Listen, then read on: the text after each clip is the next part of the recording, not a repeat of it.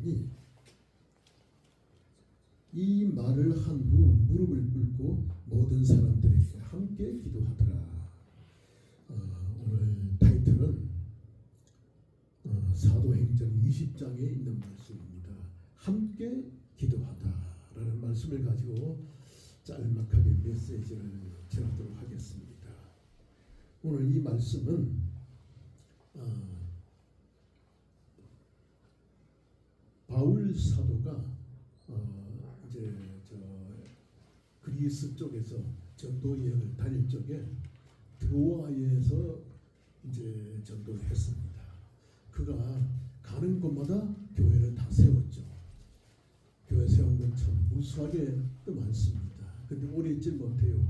길게 하면은 3년, 1년, 6개월 이런 식으로 했는데 하나님의 표적이 나타나가지고 드로아에서 말씀을 전하는데 너는 지금 이 길로 예루살렘으로 올라가라.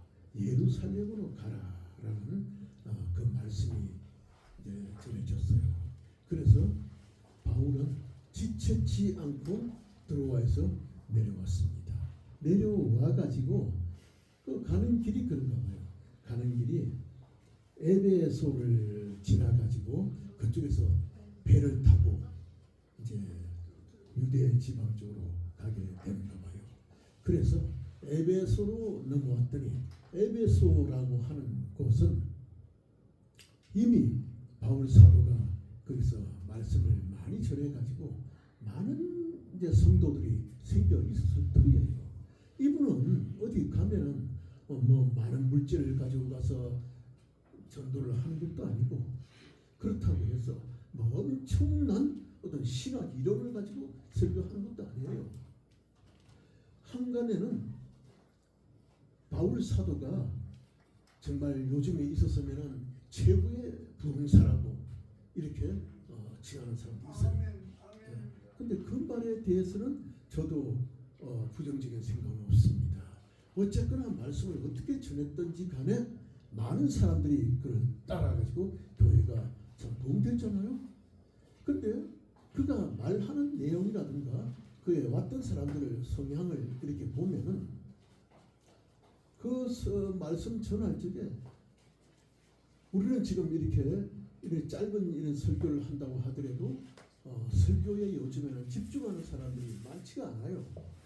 그냥 정말 자기 자신이 많이 성경을 알다 보니까 자신이 있고 다 아는 내용인데 또 얘기하나 보다 싶은 생각도 있고 하니까 설교에 집중하는 경우도 많이 있겠지만은 그러나 사람들의 생각이 요즘에는 어떤 봉사한 말씀을 전해도 그게 집중적으로 빠져가지고 두 손 들고 기도하는 경우가 적은데 바울 사도는 어떻게 했을까? 근데 이걸 제가요 이 성경을 이렇게 보면은 바울 사도가 말씀 전하는데 한 내용을 보면은 이건 성경에 나와 있는 말씀이에요. 사도행전에 그대로 표기되어 있단 말이에요. 바울이 사람들 앞에서 말씀을 전하고 있는데 지금 사도행전에 역시 20장 말씀에 나와 있는 것인데 유두고라고 하는 사람 이름까지 나와 있어요. 그 청년이 바울 사도는 길거리에서 주로 말씀을 전하죠. 그런데 보니까 어떤 집이 있는데 그 집 난간에 걸터 앉아가지고 바울 사도가 전하는 말을 가만히 듣고 있었던 거예요. 근데 바울 사도가 말씀을 전하고 있으니까 바울 사도 앞에 갑자기 이 2층집에서 사람이 뚝 떨어지는 거예요. 놀래가지고 보니까 어떤 청년이 떨어져가지고 그냥 보고 죽어버렸어요. 목뼈가 부러졌는지 높지는 않았는데 그게 왜냐 보니까 그 이름이 유두부라고 나와 있어요. 그 청년이 바울 사도의 설교를 듣다가 그냥 재미가 없는 거예요. 그리고 무슨 은혜가 있는 것도 아니고 뭐 은혜라는 말은 그게 사용해서 적합한지 모르겠는데 좌우지간 어떻게 듣다 보니까 졸려왔던 거예요. 그럼 요즘에도 이 말씀을 전하다 보면은 잡담들 하고 그 다음에 졸고 그렇게 하잖아요. 앉아서 그냥 졸고 똑같다는 거예요. 그때나 지금이나. 근데 여기는 이 사람은 난간에 앉아가지고 졸다 보니까 꾸벅 졸다가 뚝 떨어져 버린다. 그래서 이 구절을 제가 읽어보면요,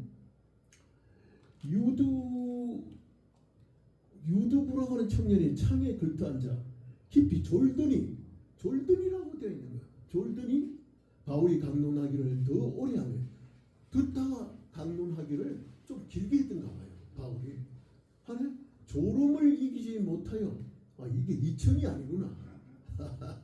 이게 3층인가 봐요. 3층에서 떨어졌으니까 바울이 설교하다가 알고 놀래가지고 앞에 떨어지니까 이렇게 보니까 죽었는지라. 급히 죽은 건 목배가 부러졌을 거예요. 거꾸로 떨어져가지고 아마 그랬나 봐요. 그런데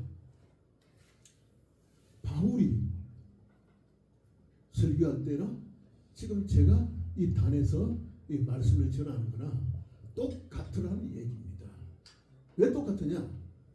말씀 속에 세상 내용이 들어있으면은 이거는 하나님의 말씀이 아니죠.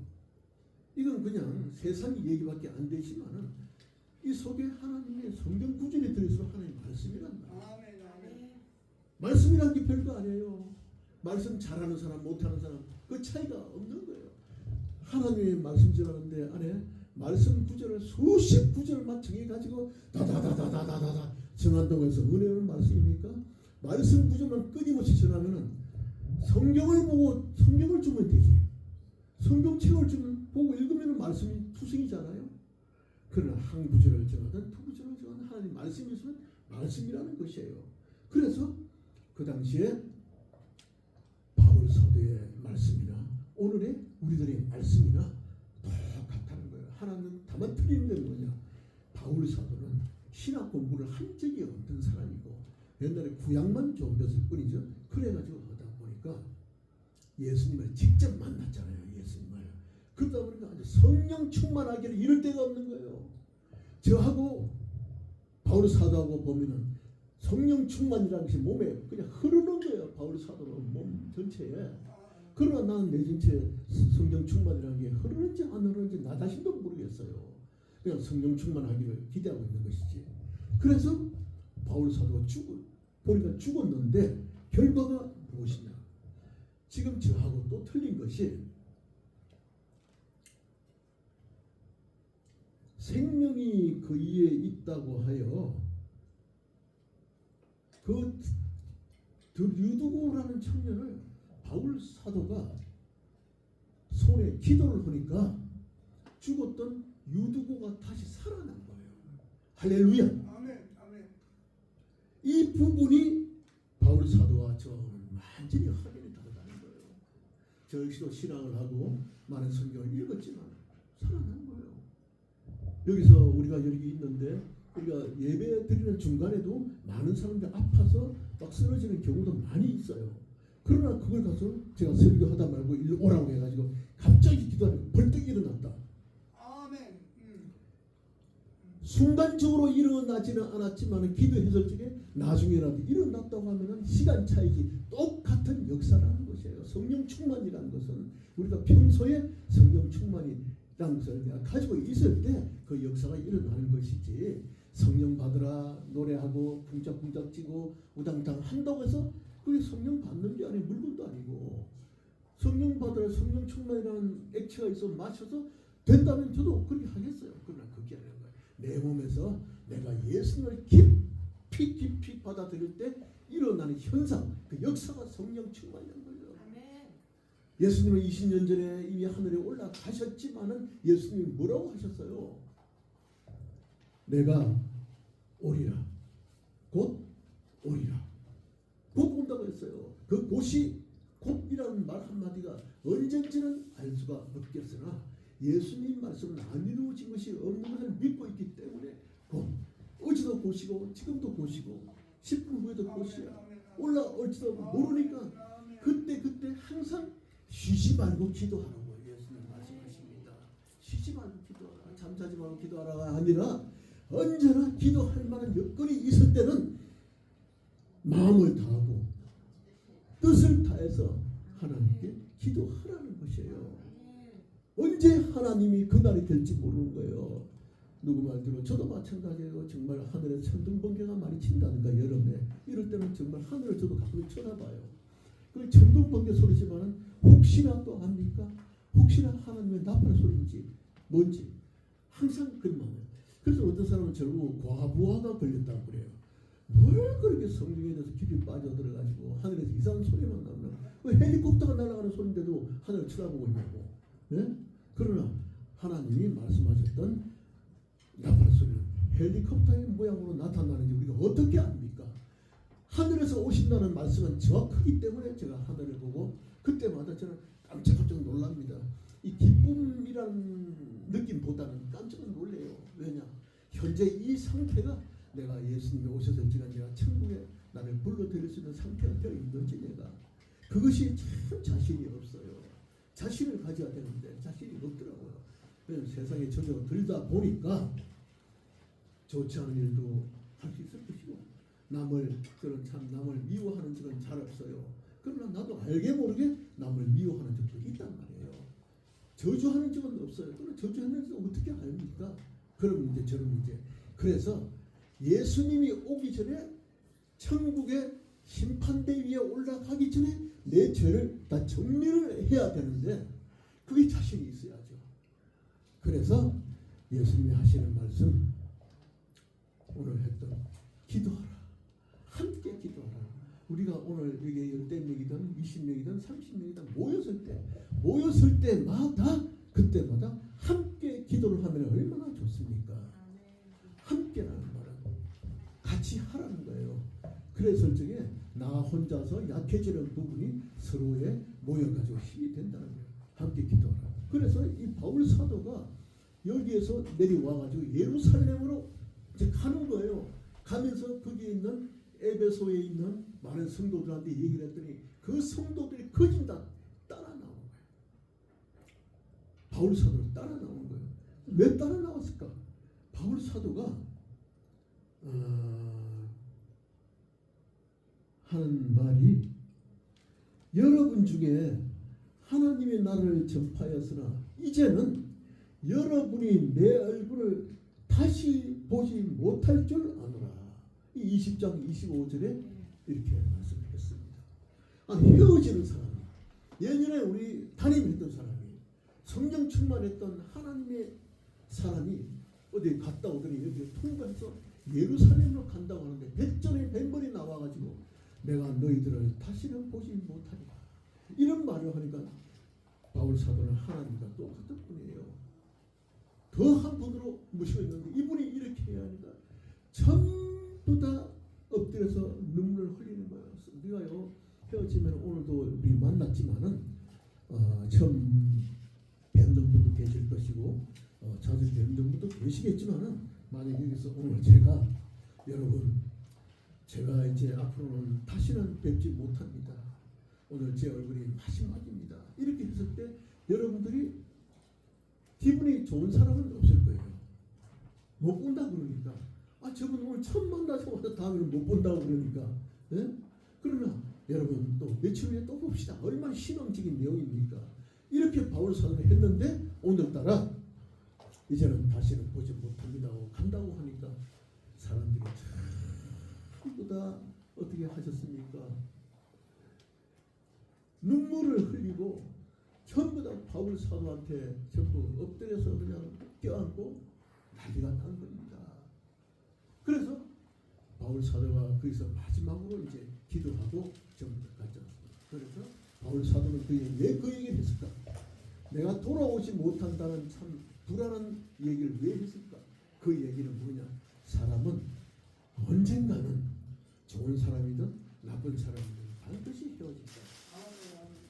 반드시 헤어지기 때문에 나를 사랑했던 사람도 슬퍼하지 말고 미워했던 사람이 간다고 해서 좋아하지도 말아라. 미워했던 사람도 사랑을 하라는 거예요. 그게 하나님 뜻이고 나를 사랑했지만 나를 위해서 눈물 흘리지 마라. 예수님이 했던 말씀이 그 말씀이에요. 너희들은 나를 위해서 울지 말고 나를 위해서 기도하지 말고 너희 자신과 자녀들을 위해서 기도하라는 걸 어디서 했습니까? 그 말을. 근데 그 장소가 어디였어요? 그 장소가 바로 십자가 선에서 그 얘기한 거야. 십자가. 가상치료네. 바리새인들이나 제사장들은 잘 갔다고 하는데 거기에 사람들 와가지고 눈물을 흘리고 그냥 통보를 하니까 나를 위해서 울지 마라.